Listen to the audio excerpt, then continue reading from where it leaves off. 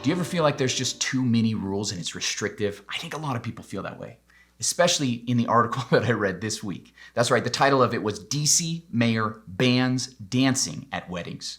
No dancing at weddings? If you're thinking, I've seen that one before, you're right. It sounds a lot like the plot from Footloose, starring, yes, Kevin Bacon. But this wasn't talking about it, but when you read the article, it does sound a lot like Footloose. This is a line from the article. It says, when people dance, their behavior changes. For example, people are more likely to get close and touch each other. We can't have anybody touching each other. We've got to make a rule, no more dancing. Now, when you look at the context of this was because of COVID-19 and they're trying to restrict the transmission of a virus that can be deadly. But putting that aside, we hear a rule like that and we think, how crazy. There's a lot of crazy rules we deal with in this world. And I know some of you are like myself and you're like, no dancing, probably not the biggest thing in the world. Jason, you feel that way? Oh yeah, I'm a terrible dancer. But some people just need to bust a move, like my son Kanan, who I caught on video doing a little dance this week. You know, sometimes you just gotta get into it. Okay, some of us love dancing, but that's beside the point. The point is sometimes there's these rules, and especially new rules, that feel very restrictive. They feel like they're constricting us and our freedom. And a lot of people feel that way about Christianity.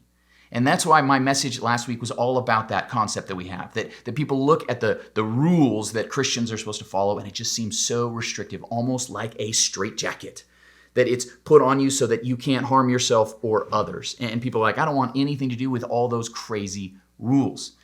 But my message, entitled Straitjacket, proved and talked about how it's not like that at all. Christianity is way better than you think. It's not bondage. It's actually blessing. And once you can realize that, it's powerful. So I'm going to put a link to that message in the right below me. Make sure you watch that message, listen to it. It's going to be really helpful for you to get out of that bad view of what Christianity is.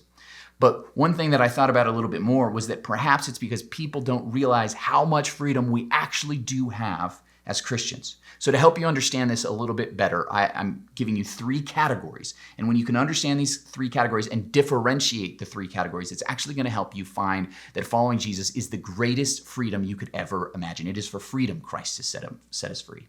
So the first category is commands. There are commands. There are things that are clearly told that if we're followers of Jesus, this is what you should do. Love your neighbor as yourself.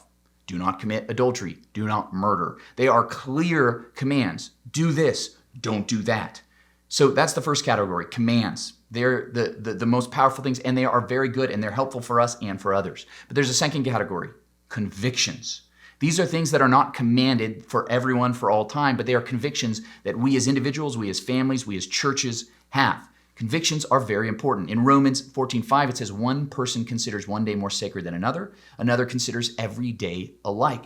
Each of them should be fully convinced in their own mind. What he's saying is that people have different opinions on things like which days are sacred. The point is to be fully convinced in our mind, that we study the scriptures, we pray, we talk to people, we make a decision, and we say, I have a conviction. It is good to have convictions about things.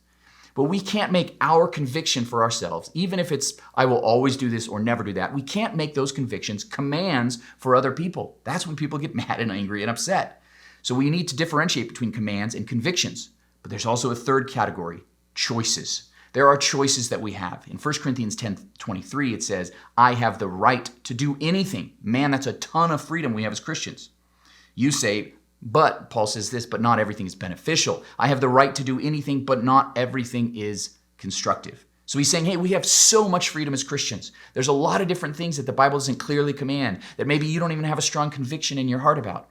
But we do have to make choices. Is this beneficial to me? Is this beneficial to others? Does it help build me up? Does it help build others up? And those choices may vary based on the situation, based on the person you're with. We can make a lot of choices in our life. And we can't take our choices and make them convictions. We can't take our choices and make them commands. We've got to learn to differentiate between commands, convictions, and choices. And when we do, we'll realize, wow, we actually have way more freedom than we thought before. And I'm going to talk about next week how these things apply specifically with the example of alcohol. So make sure you tune to next week's midweek moment. Watch that video, Straitjacket, and my message from this past week, and tune in. Make sure you subscribe to these videos on YouTube. Leave me a comment, question, criticism, whatever it is. I'd love to hear from you, and I will see you next week.